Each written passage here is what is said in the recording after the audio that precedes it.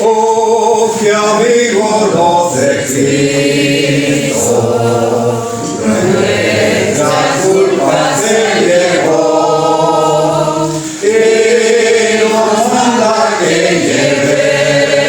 llevemos toda Dios en oración.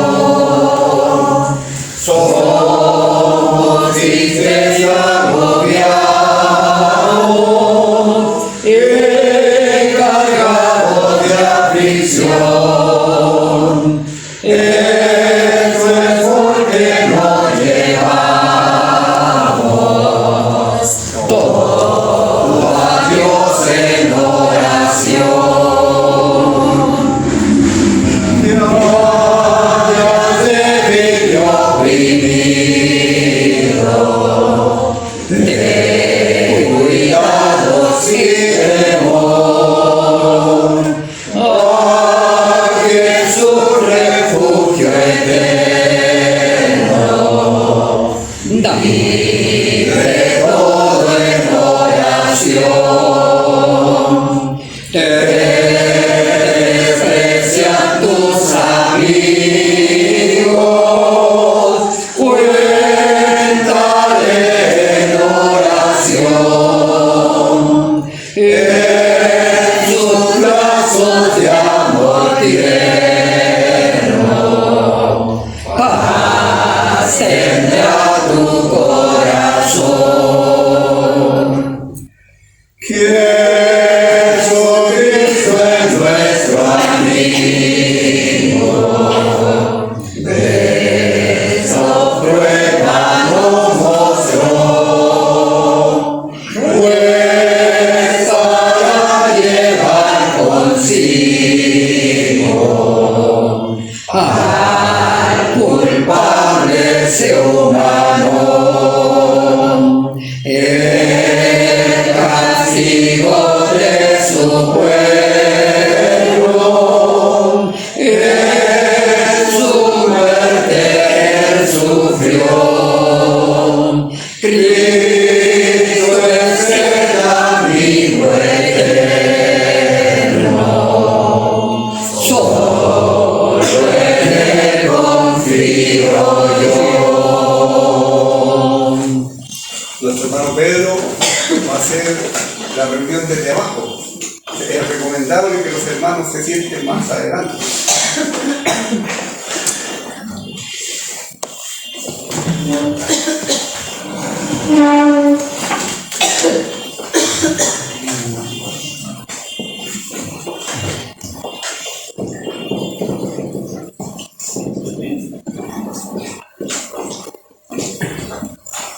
Muy buenas tardes, hermanos, amigos. En este día cambié el libro de Miqueas.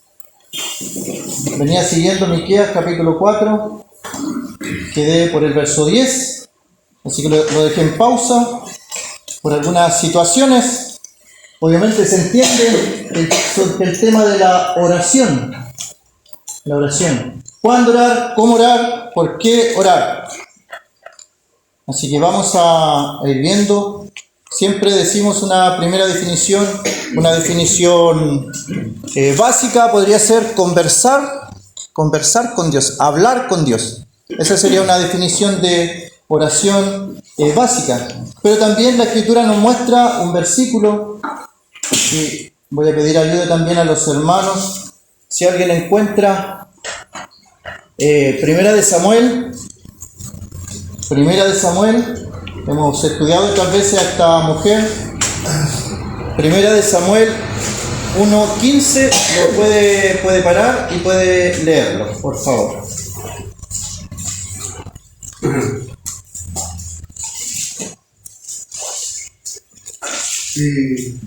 Y Ana le respondió diciendo: No, señor mío, yo soy una mujer atribulada de espíritu, y no he bebido vino ni sidra, sino que he derramado mi alma delante de Jehová. Ya, muchas gracias. En ese versículo se encuentra el reemplazo a la palabra oración. porque lo más bien podríamos decir ella estaba orando. Pero ¿cómo lo expresa Ana? Dice, sino que he derramado mi alma delante de Jehová. Podríamos decir, ¿qué es orar? ¿Qué es orar? ¿Acaso no es derramar el alma delante del Señor, delante de Jehová? ¿Qué es lo que estaba pensando el sacerdote? El sacerdote estaba pensando que ella estaba ebria. Digiere tu vino. Pero ella no estaba ebria, estaba orando. Entonces, podríamos tener una definición un poco más amplia allí. ¿Algún hermano puede apagar la luz, el interruptor de acá? Queda más clarito Ahí va don hermano Carlos. Muchas gracias. Ahí. Yo soy una mujer atribulada de espíritu,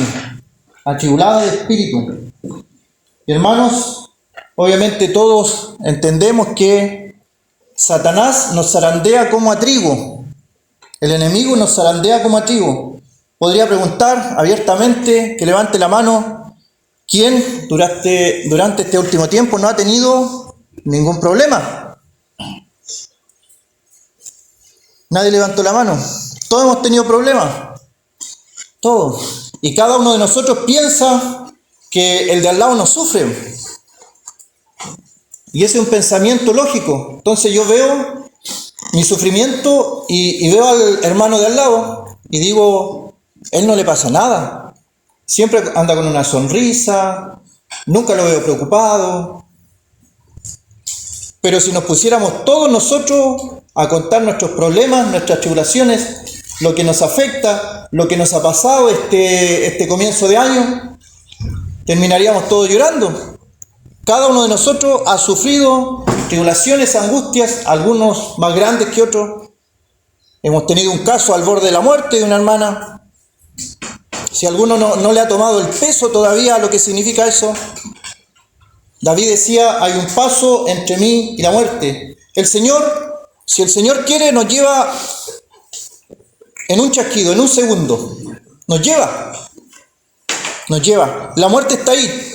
¿Acaso el ser creyente quita el peligro de la muerte de nosotros? De ninguna manera. ¿Estamos bien hoy día? No sabemos cómo vamos a estar mañana. No lo sabemos. Y cuando estamos afligidos, cuando estamos llorando, cuando estamos atribulados, y lo digo esto, bueno, nace de varias conversaciones, pero una que me llamó la atención fue la de un hermano que pensaba de mí, que yo, a pesar de, bueno, ando con burrito ya, la salud y todo, pero a pesar de eso nunca tengo más problemas de eso. Me tuve que contener para contarle todas las tribulaciones, las angustias que he vivido en este tiempo, en estos meses de principio de año, y llevamos apenas 2 meses. 2 meses. ¿Acaso el ser creyente nos evita las tribulaciones? ¿Nos evita los problemas? De ninguna manera. Nuestros hogares son atacados por Satanás. Nuestros hijos son atacados por Satanás. Nuestros familiares son atacados por Satanás. Y aquí entonces vemos a una mujer, que esta mujer obviamente es afligida, atribulada en espíritu.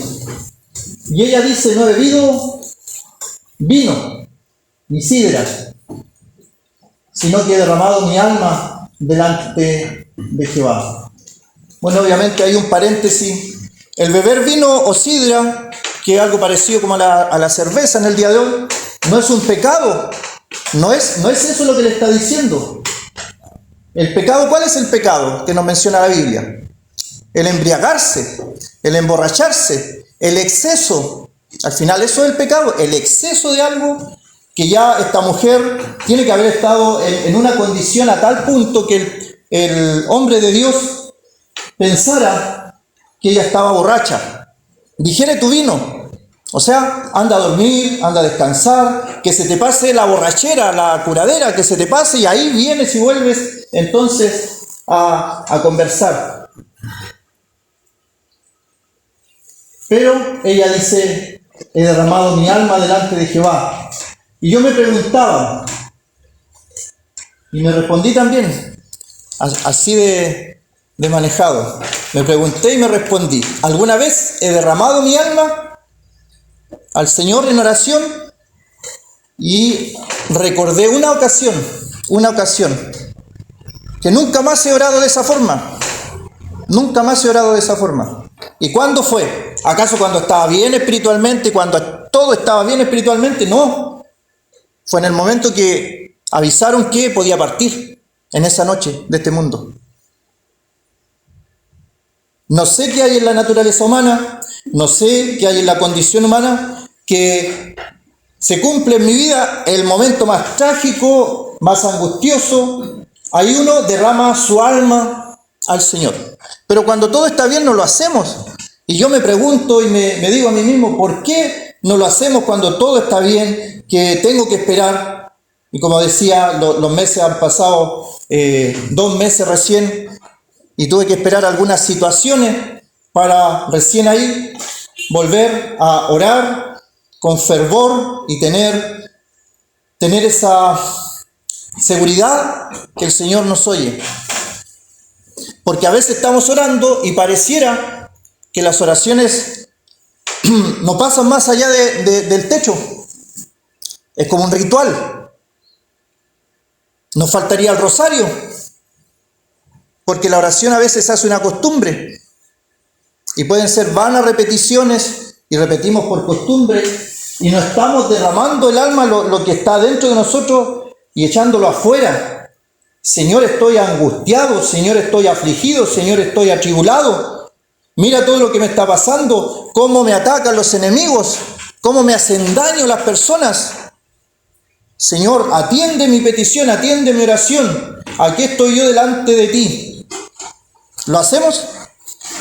Y si somos sinceros, la mayoría lo hace cuando estamos pasando una situación extrema. Entonces, ¿cuándo orar? ¿Cuándo orar?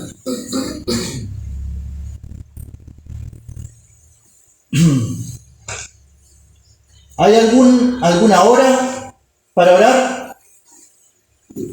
¿Hay alguna hora para orar? Pedro y Juan subían, ¿a qué hora? Al templo. En hora chilena. ¿A qué hora? Era a las 3 de la tarde.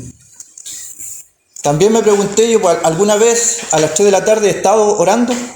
¿A las 3 de la tarde? ¿O qué estoy haciendo a las 3 de la tarde?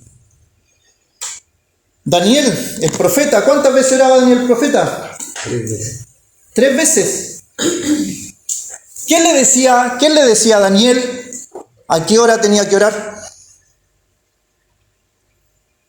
¿Estaba inscrito en algún grupo de oración?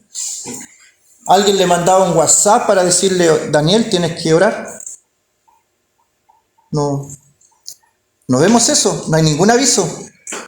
Él oraba porque su alma, que era espiritualmente avanzada la de nosotros, pasó a un nivel espiritual grande, Daniel. Pero nadie le decía a él que orara a tal hora. 3 veces. Y aquí encontramos 3 veces también. Tarde, mañana, mediodía, oraré y clamaré. En otra oportunidad he dicho, lo repito, por si alguno no la ha escuchado, el clamar es diferente a la oración. No es lo mismo.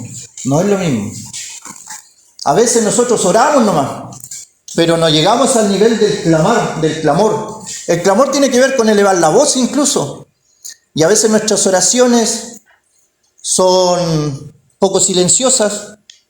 A veces oramos en la mente, aunque estemos solos y nadie nos va a escuchar, pero oramos en la mente. Y no expresamos con nuestros labios lo que queremos pedirle a Dios. Se puede hacer orar en la mente, pero el clamar tiene que ver con una voz fuerte, audible y orando. También se habla en el Nuevo Testamento de levantar las manos santas sin ira ni contienda. Y espero que aquí nadie se escandalice porque de repente hay hermanos que oran con las manos arriba, porque eso es bíblico.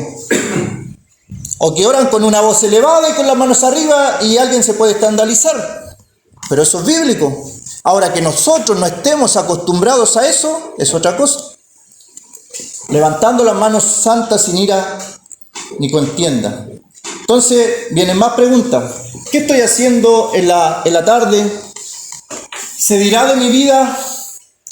Tarde y mañana y a mediodía oraré y clamaré y Él oirá mi voz. ¿O tengo que decir, tarde me veo una película, mañana me veo el matinal, al mediodía un partido? ¿Dónde está mi vida? ¿En qué área? ¿En qué círculo? ¿En qué entorno? Tampoco es obligación. Como decía, tampoco es obligación. A Daniel nadie le decía, te toca orar. Has orado 2 veces, te falta una.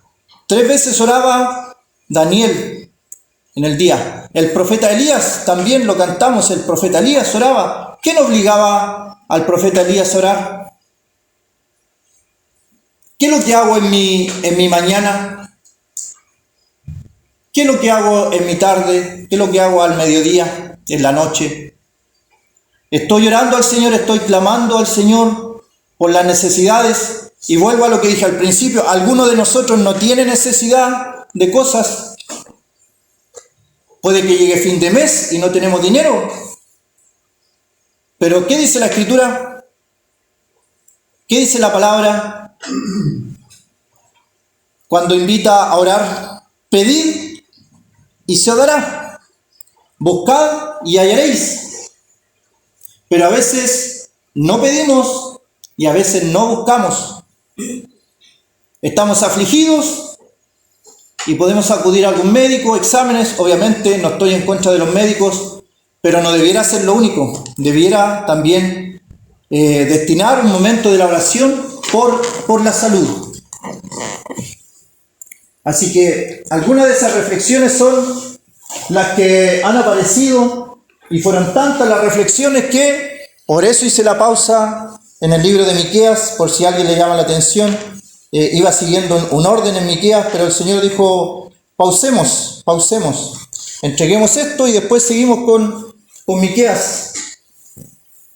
Bueno, un ejemplo práctico, cuando vinieron estas personas del CONPIN, que son muy exhaustivos en su revisión, me acuerdo cuando andaba en el periodo de los exámenes del CONPIN con lupa, bien supervisado para pensionar a una persona. Incluso me acuerdo con hermano Luis Mendoza andábamos también, en Don Emiliano, andaban acompañando. Y hacen una encuesta y empiezan con 2 hojas. Ya, ¿a qué hora se levanta? Y yo tenía que decirle a qué hora me levantaba y a qué hora almuerza. La hora del almuerzo, la hora de la 11 y a qué hora se acuesta ya, el horario. Y él iba anotando, tenía una lista, una hoja llena del horario todo el día. Ya, y entre el desayuno y el almuerzo, ¿qué hace? Bueno, ahí tenía tiempo libre, bueno, estaba todo el día en cama. Pero le expliqué cada una de las cosas. Y cuando después vi la hoja, obviamente vi que habían espacios en esa hoja que no se estaban aprovechando bien. Y hasta el día de hoy, cuando hay espacios durante el día que no se aprovechan bien, me acuerdo de esa hoja. Si los seres humanos tenemos ese proceso de destinar horas del día para ciertas cosas, ¿cuánto más el creyente? ¿Qué hago en mi tarde? ¿Qué hago en mi mañana? ¿Qué hago al mediodía? Y alguien podría pensar, bueno, de noche uno duerme, está durmiendo en la noche, orando de noche y de día con gran insistencia, para que veamos vuestro rostro y completemos lo que falte a vuestra fe. ¿Se puede orar de noche? ¿Qué hacemos durante la noche? ¿Qué realizamos en la noche?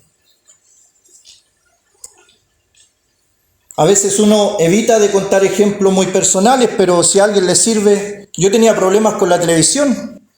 Hace ya casi 7 años no tengo televisión porque era un problema para mí. No puedo decir la televisión porque una vez lo escuché a un hermano. Dijo, la televisión es pecado, hermano. Dijo, si tiene una televisión, tómela y bótela, dijo. Es que la televisión no es lo malo. La televisión uno podría estar ahí ocupándola en otras cosas. El computador no es malo, ahora lo estamos usando para ver la palabra. Es el uso que se le da a las cosas. Pero en caso personal a mí me cuesta. Y puedo ver ahí una serie, una película, entonces mejor lo dejamos de lado. Porque a veces uno podría decir, juega o coquetea con el pecado. Mejor tomar las cosas bien. Como decía lo antiguo, al pan pan, vino vino. De noche y de día. ¿Cómo tenía que orar? Ahí aparece una palabra que no la ocupamos, no la ocupo, tampoco en la oración, con gran insistencia.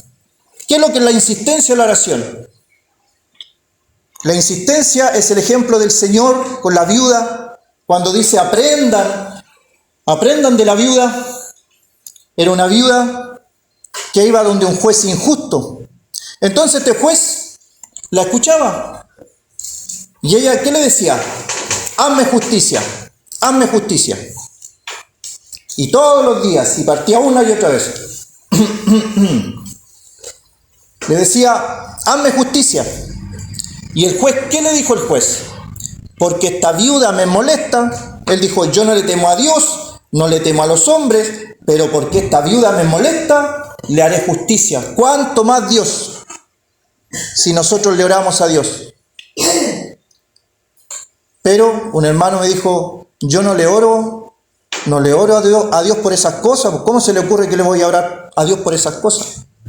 Pensaba que era malo orarle a Dios por cosas cotidianas.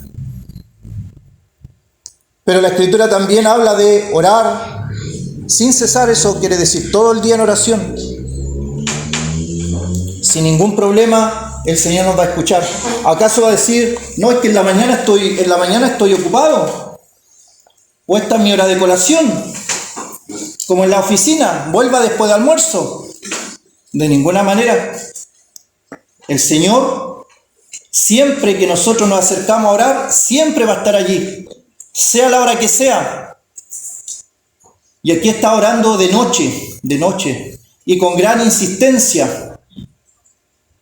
Y hago hincapié en esa palabra, la insistencia. ¿Cuántas veces ha orado usted por algo que el Señor no ha respondido tal vez hoy día? Yo sé de un hermano, bueno, está aquí en esta tarde, no voy a dar el nombre, pero él oró por años por su hijo, por la conversión de su hijo, por años. En un momento perdió la esperanza, pero seguía orando por su hijo, por la salvación de su hijo. Y de repente nos invita al bautismo de su hijo. El Señor respondió. A veces nosotros dejamos de insistir en una oración. Hacemos 2 oraciones y ya no vemos resultado, entonces pensamos, bueno, Dios está diciendo que no. Y ahí obviamente hacemos el alcance de que hay 3 respuestas. La primera es sí, la segunda es no, y la tercera es espera. ¿De dónde salen estos ejemplos? Ezequías, el Señor le dijo que sí y le dio 15 años más. Aunque en estos 15 años, como don Luis la otra vez lo enseñaba, tuvo un hijo que fue malo. Pero aún así, el Señor respondió esa oración. Aún así el Señor respondió esa oración.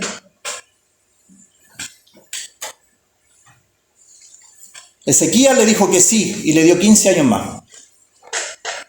A Pablo el Señor le dijo que no. Y Pablo dice, 3 veces he orado al Señor que quite este aguijón de mí. Y el Señor, ¿qué le dijo el Señor? Si alguien se sabe esa respuesta, ¿qué le dijo el Señor? Bástate mi gracia. Bástate mi gracia, mi poder. Se perfecciona la debilidad. Se perfecciona la debilidad. O sea, le dijo así como tú estás con la enfermedad, estás bien. Así yo te quiero. Y Pablo dijo a la tercera vez, insistió 3 veces.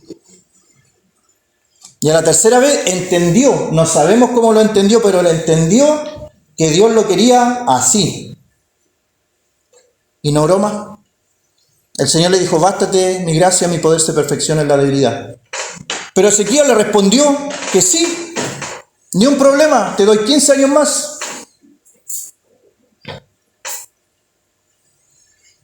Bueno, uno en su ignorancia, una vez cuando me iba a morir, pedí 15 años más. Y cuando llegaron los 15 años andaba, pero muy afligido. Lo dije esos 15 años después, andaba orando al Señor. Señor, usted vio cómo estaba desesperado, pensé que me iba a morir, por eso pedí 15 años, pero usted puede darme mucho más, hasta viejito. Pero a veces no sabemos lo que pedir como queremos, pero el Espíritu Santo transforma nuestras oraciones. A Ezequiel le dijo que sí, a Pablo le dijo que no, y a aquel le dijo espera. A 2 padres que tuvieron un hijo cuando eran ancianos, abuelitos. Tu oración ha sido escuchada, vas a tener un hijo, tu mujer Elizabeth va a tener un hijo. Ellos en su ancianidad tuvieron un hijo. Quizás cuánto tiempo oraron por eso. No hay momento vetado para la oración. No hay ninguna prohibición en la Escritura que diga, oye, en la mañana no puedes orar porque en la mañana hay que hacer otras cosas, o en la tarde tampoco, no. En todo tiempo, con toda oración y súplica. Otra palabra, la de delante, el clamor. He clamado al Señor. Yo sé que todos oran, pero hemos clamado, y aquí hay otra palabra, la súplica. La súplica. ¿Qué es lo que hizo Ana? Derramó su alma en angustia y le pidió un hijo. Era estéril y le pidió un hijo. ¿Hay algo imposible para Dios? Bueno, si hay alguien en esta sala que no sabe la historia mía, bueno, mi madre puede estar 6 horas contando, pero se la resumo en que el doctor dijo, no va a caminar y estoy de pie, porque la médula se cortó. Nadie se sana con una médula cortada. Y cuando yo moví la pierna, volvieron a hacerme un escáner y apareció un pequeño hilo. Imagínense un cáñamo, y ese cáñamo, habían unas tiras que conectaban los 2 cáñamos. ¿Hay algo imposible para Dios? Pero a veces no oramos, a veces no clamamos, a veces no suplicamos al Señor. Tenemos familiares que están lejos. A veces oramos por nuestros familiares y nos alegramos porque nos acompañan en reunión. Y después, de nuevo, se nos olvida orar. Y pasa otro tiempo que se alejan de nuevo. Es insistentemente, con súplica, con clamor. Y esta cosa es interesante, la súplica en el Espíritu. ¿Qué será eso? ¿Hemos llegado a ese nivel? ¿O le tenemos miedo a todo lo que tenga que ver con el Espíritu Santo? Por los vicios y malas costumbres que hay de repente en el mundo religioso. Que la gente salta, he visto gente saltar, gente reírse, gente ladrar como perrito, diciendo que eso es el poder del Espíritu Santo. De ninguna manera. Pero no por eso vamos a dejar de lado cosas como esta. Orar en el Espíritu. Es como si el Espíritu que está dentro de nosotros nos esperara y nosotros vamos a ese lugar secreto que está dentro de nosotros mismos y nos conectamos con ese Espíritu. Nuestro espíritu se conecta a través de la oración con el Espíritu del Señor. Y como decía delante, en los momentos de tragedia, de angustia, del límite que nos lleva el Señor, fluye la oración en el Espíritu, porque nos olvidamos de todo. porque necesitamos que Dios nos responda, entonces estamos ahí esperando que Dios nos responda. Pero las otras ocasiones no pasa mucho eso. Velando con ello con toda perseverancia y súplica por todos los santos. Y ahí hay una frase que no hace acepción de personas. Dice, súplica por todos los santos. Yo me imagino que Pablo escribió esa parte para generalizar, pero él tiene que haber orado por cada uno. ¿Y por qué pienso eso? Porque, por ejemplo, en capítulo 16 de Romanos, Pablo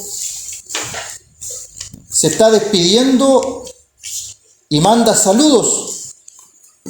Y si usted lee el capítulo 16, comienza a saludar a Priscila y Aquila, y comienza el saludo hasta los versículos 16, todavía dice saludad unos a otros con ósculo santo, os saludan toda la iglesia del Señor. Y del versículo 3 al versículo 16 aparecen más de 10 nombres. Y cada nombre está acompañado por lo que hacía el hermano o por lo que hacía la hermana. Algunos han trabajado mucho en el Señor, otros decían han trabajado en el Señor, otros decían que la iglesia estaba en su casa. Cada uno tenía un acompañamiento de lo que habían hecho y que Pablo se acordaba en eso. Hay nombres de nobles y también hay nombres de esclavos en el capítulo 16 de Romanos. Así que Pablo oraba por todos los santos y creo que en forma individual. Obviamente está claro cuál es el tirón de oreja para nosotros, que a veces no oramos por todos los santos, oramos por algunos nomás. Y esto tiene que ver con la oración personal. En nuestro hogar, como decía, mañana, tarde, noche, mañana, mediodía. ¿Y qué es lo que pedía Pablo también en la oración? Dice, y por mí, a fin de que al abrir mi boca me sea dada palabra para dar a conocer con denuedo el misterio del Evangelio. Efesios 6. ¿De qué es lo que habla Efesios 6? Siempre está ahí la armadura de Dios. Por lo demás, hermanos míos, fortaleceos en el Señor y en el poder de su fuerza, y comienza a nombrar la armadura de Dios. Y le pide oración porque está sufriendo una lucha espiritual, y esa lucha espiritual, él en vez de pedir por su salud, pide porque cuando él abra su boca, le sea dada palabra para dar a conocer con denuedo el misterio del Evangelio. Y aquí también hacemos una invitación a los hermanos que en sus oraciones personales se animen a orar por los hermanos que están predicando el Evangelio en este lugar. No les va a pasar nada si oran por cada uno de los hermanos que están predicando el Evangelio en este lugar, que están dando enseñanza en este lugar, porque ese era el deseo también de Pablo, esa es la intención de su carta, a fin de que al abrir mi boca me sea dada palabra para dar a conocer con denuedo el misterio del Evangelio. Hay que hacer un alcance. Nosotros como iglesia somos muy bendecidos. Si sacamos cuenta, por lo menos hay 5 o 6 hermanos que tienen el privilegio y la responsabilidad de enseñar o de predicar. 5 o 6. Bueno, si alguno no sabe, hay iglesias en estos momentos que no tienen esa cantidad de maestros o de evangelistas. Tienen un hermano que está enseñando, un hermano que está predicando, o 2. Y hay necesidad, hay falta de predicadores. Por si alguno de repente echa de menos a un hermano un día domingo, es porque está predicando en nuestra congregación. No tenemos que ser mezquinos en ese sentido, porque nosotros pertenecemos al reino de Dios. Al reino de Dios. No es que pertenezcamos aquí. Y también hay un llamado a los hermanos que están sentados, que tienen que predicar también en algún momento. Y tienen que enseñar también en algún momento. El Señor a cada uno de nosotros nos ha dado un don. Yo no nací predicando, no nací enseñando. Y si alguno piensa que es fácil para mí, los que me conocen más de cerca saben que a mí me da vergüenza, me pongo nervioso, me pasan las mismas cosas que algunos hermanos cuentan a veces. Pero es el Señor el que nos invita a que no apaguemos el don que hay en nosotros. Y siempre oro también en ese sentido por los hermanos que están apoyando en la obra, para que el Señor les dé palabra, para que hablen con denuedo el Evangelio. El Evangelio. Y también oro porque el Señor levante evangelistas. Hay hermanos que están enseñando en estos momentos y que en otro tiempo no estaban enseñando. Son el resultado de oraciones que se han hecho porque el Señor envíe obreros a su mies. Primera Tesalonicenses 5:17 dice: orad sin cesar. ¿Cómo podemos explicar este versículo? ¿Acaso voy a estar todo el día en oración? ¿En un lugar determinado? Por ejemplo, me vengo a las 8 de la mañana acá, a este lugar, y me voy bien tarde y estuve todo el día orando sin cesar. ¿Será esa la idea de ese versículo? ¿O más bien es que el hermano sale a trabajar en la mañana, después está en su casa, después viene a reunión y durante todo el día estuvo orando? Haciendo su trabajo, estaba en la mente orando. Estando en su casa, en sus actividades, en sus trabajos, orando. Y en este lugar también es una casa de oración. Y ahí se puede cumplir lo que mencionábamos delante de la oración en nuestra mente.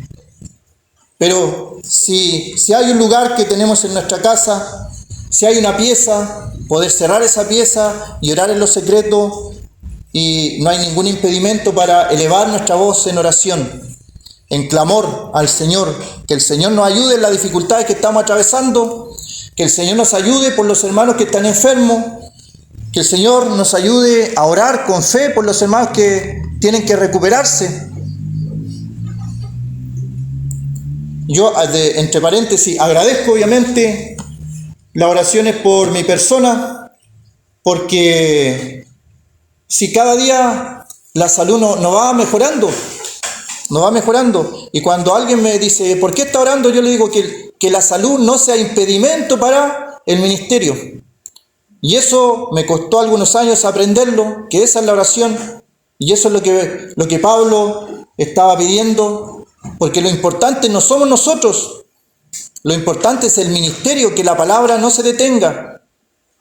Y no es que uno sea importante tampoco. Si uno no está, alguien más va a hacer el trabajo.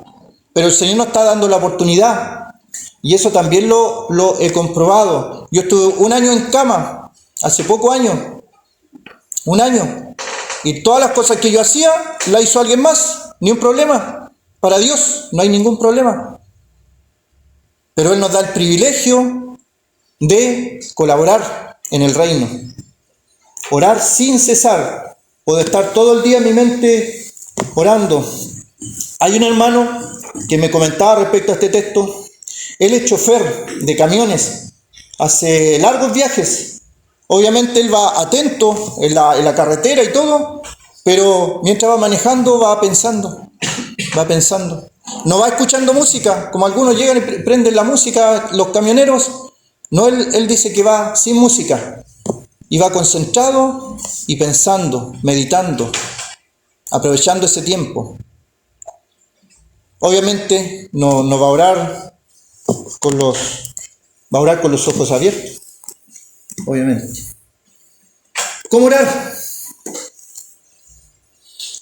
Oración de rodillas. Y ahí el Salmo 95, verso 6, nos dice: venid, adoremos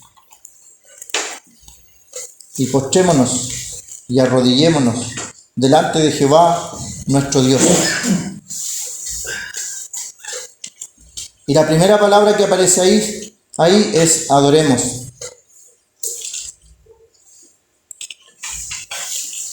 Casi siempre nosotros nos enfocamos en las oraciones de petición, pero hay varias oraciones. Está la oración de petición, que es la que todos nosotros sabemos, pero hay una oración de adoración. ¿Cuándo oramos en adoración nosotros en este lugar? El día domingo, 9:30 de la mañana, en la reunión del partimiento del pan, de la cena del Señor. Y dejo la pregunta solamente: ¿por qué algunos hermanos no se levantan a orar?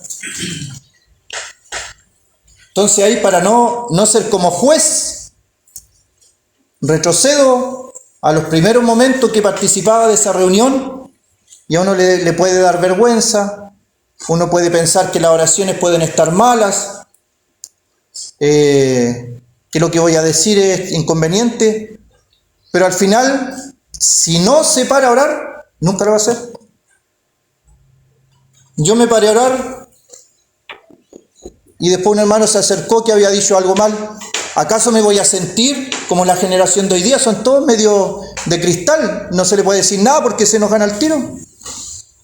A uno le decían de todo y uno escuchaba: está bien lo que me están diciendo, está bien, pues tengo que cambiar.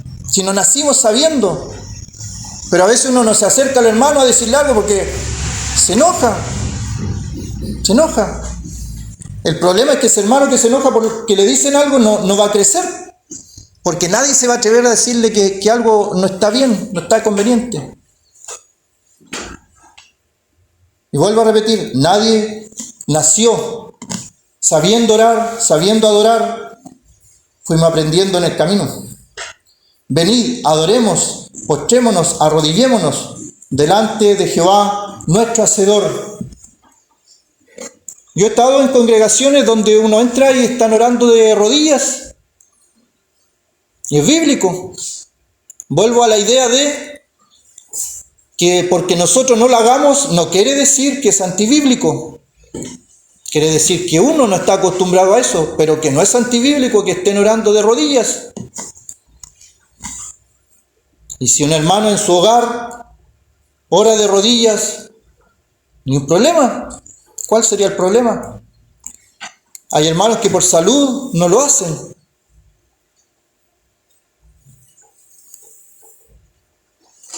Orar de rodillas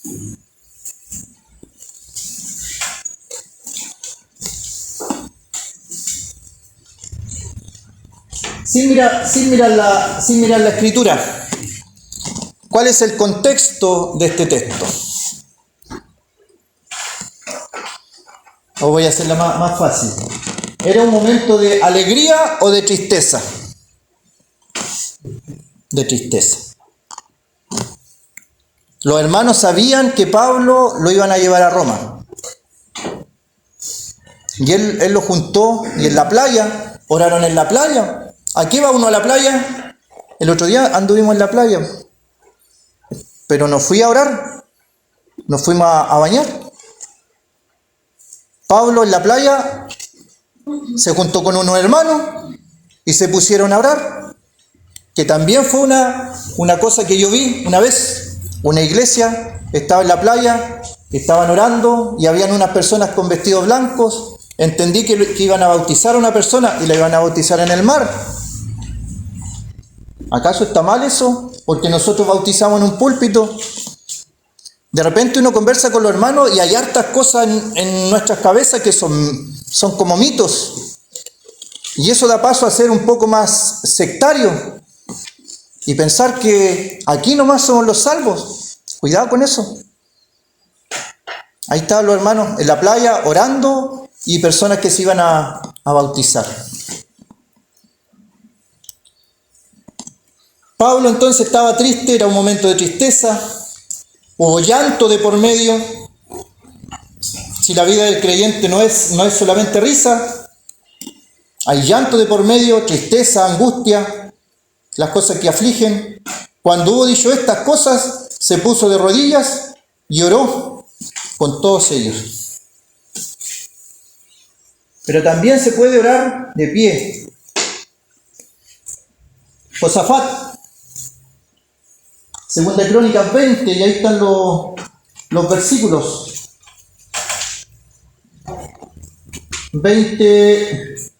25. Entonces Josafat se puso en pie en la asamblea de Judá y de Jerusalén, en la casa de Jehová, delante del atrio nuevo. Y ahí comienza su oración. El verso 6. Jehová, Dios de nuestros padres, ¿no eres tú Dios en los cielos y tienes dominio sobre todos los reinos y las naciones? Dice el verso 6. Y ahí tiene que ver algo. Ahí lo dejé en punto suspensivo, el Dios de nuestros padres. El concepto que tenemos de Dios, ¿cuál es? Cuando oramos a Dios, cuando le pedimos algo a Dios, ¿qué pensamos? Primera opción.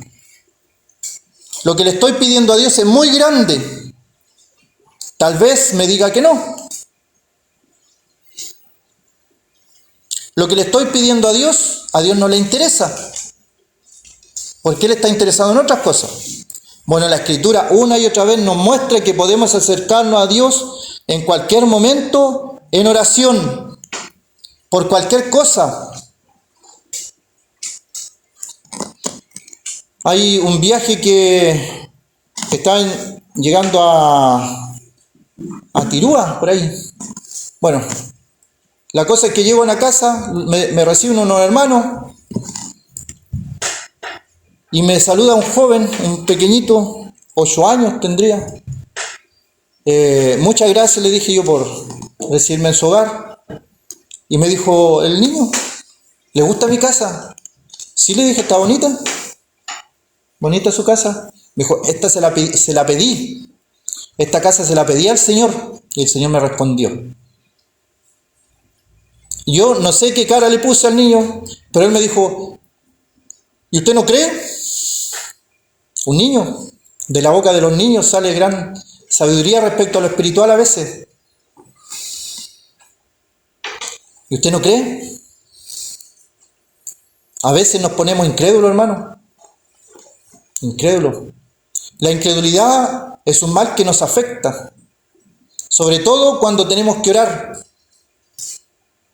Estamos orando por la recuperación de alguien, pero viene a nuestra mente que tal doctor dijo que no había recuperación. Estamos orando por un vecino, muy grave, pero todavía está con vida. Todavía estamos orando, y estamos orando con fe que el Señor lo va a recuperar. ¿Hay algo imposible para Dios? ¿Habrá algo imposible para Dios? ¿Puede en esta sala alguien decir, no, es que eso es imposible para Dios? ¿Acaso no hemos visto en medio nuestro milagros? Algunos más, otros menos. Pero se ha visto en medio nuestro personas que estaban desahuciadas por los médicos y se han ido sanando. Personas que no podían tener hijos y han tenido. Vaya a su casa y prepárese porque no pasa la noche, dijeron los médicos, pero la persona vivió. Uno tiene que orar con fe, porque sin fe es imposible agradar a Dios, porque uno tiene que creer que le está orando a alguien que hizo el cielo, la tierra. Por eso el punto suspensivo ahí. ¿Qué dijo Josafat? Dijo, Dios de los cielos, es el creador de los cielos y la tierra, el Señor. Tiene dominio sobre todos los reinos de las naciones. En tu mano está la fuerza, el poder, que no hay quien te resista. ¿Acaso no hemos visto en nuestro país cómo han cambiado las cosas después de que hubieron cadenas nacionales de oración? ¿Acaso no vemos eso? ¿O decimos, no, es solamente política? ¿Es solamente política? ¿Acaso no vamos un tiempo atrás y vemos cómo nos llegaban avisos, cadena de oración por nuestro país, petición de oración por el país, el rumbo que lleva el país. Todo el mundo estaba atento a lo que iba a pasar en el país y estaban orando a Dios que Dios hiciera algo, que cambiara el rumbo. ¿Acaso casualidad? Un caso histórico también, porque salió una película, pero obviamente la película no cuenta lo que a nosotros nos interesa. Dunkerque, la Segunda Guerra Mundial, guerra entre franceses y ingleses y franceses en el Canal de la Mancha, y necesitaban que estuviera el mar ese que está ahí, el Canal de la Mancha, tranquilo, algo imposible. El presidente Winston Churchill, si alguien lo pronuncia mejor, pero el presidente de Inglaterra, él dijo: oremos, necesitamos esto. Día Nacional de Oración, un presidente diciendo eso, imagínense, Día Nacional de Oración, porque necesitábamos que el Canal de la Mancha esté en calma. ¿Y qué es lo que pasó? Se calmó, pero a veces no oramos, no recibimos porque no pedimos. Y todo Judá estaba de pie delante de Jehová, oraban de pie, y al final abajo, con sus niños, sus mujeres y sus hijos, es toda la familia. Y a lo mejor esto les va a gustar a algunos, es más cómoda esta posición, pero también no está malo, no es pecado orar acostado. Cuando me acuerde de ti en mi lecho, en mi cama, en mi aposento, cuando medite en la vigilia de la noche, porque has sido mi socorro, y así en la sombra de tus alas me regocijaré. ¿Cuántos de nosotros hemos estado en el lecho? Como mencioné, una sola vez recuerdo haber sentido eso de derramar todo lo que tenía dentro y dejarlo ahí, y fue en una noche, al borde de la muerte, al extremo. Cuando me acuerde de ti, en mi lecho, en una intimidad. Y sabe que hay otro salmo que dice que Él mullirá nuestra almohada. ¿Qué es lo que significa eso? Es como cuando las enfermeras en el hospital arreglan las almohadas, las acomodan para que el paciente esté mejor. Eso es un pequeño cuidado, pero tiene gran significancia al enfermo, arreglar esa almohada. También en la intimidad parece que Él toma las lágrimas, si alguno de nosotros ha estado llorando también en las noches en su lecho, y las lágrimas que salen ahí, el Señor dice que Él toma las lágrimas en su redoma, en un tiesto. Ahí están.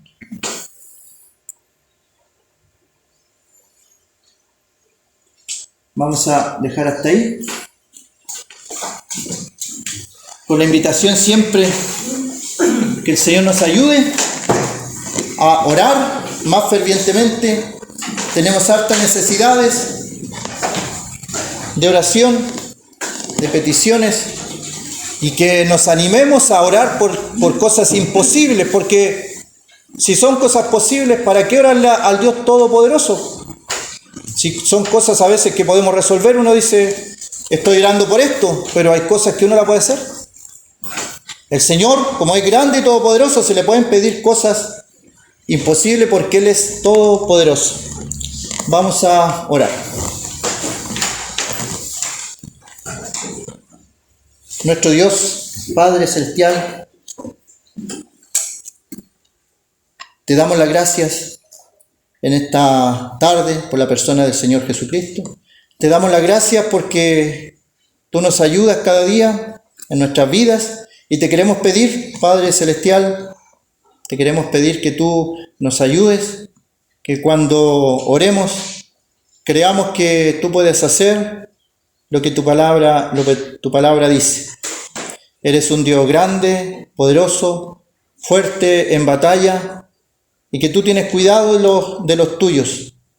Te queremos pedir, Padre, para que tú nos animes también en nuestra oración personal, en nuestros hogares, en la intimidad, allí en el lecho también, para que podamos ocupar estos espacios para orar a ti y que podamos también posteriormente orar por agradecer lo que tú has respondido.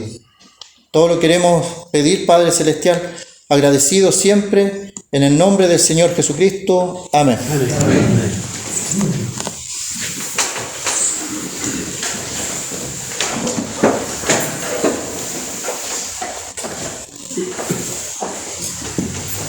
Para concluir la reunión, les invito a que cantemos el himno número 192. Himnos 192. Después de cantar el himno, la reunión queda terminada. Les invitamos para el día domingo, para la escuela dominical y la predicación del Evangelio. Mi mano ten, Señor, yo flaco y débil, sin ti no puedo riesgos afrontar. Tenla, Señor, mi vida el gozo llene, al verme libre, así de gozar. Mi mano ten, la vida es generosa, Señor, alumbra tu radiante faz, por fe y alcanzo a percibir su gloria. Cuán grande gozo, cuán profunda paz. Mi mano ten, Señor, ya mis oídos lleguen palabras de divino amor. Alienta así mi alma atribulada para seguirte con un nuevo valor.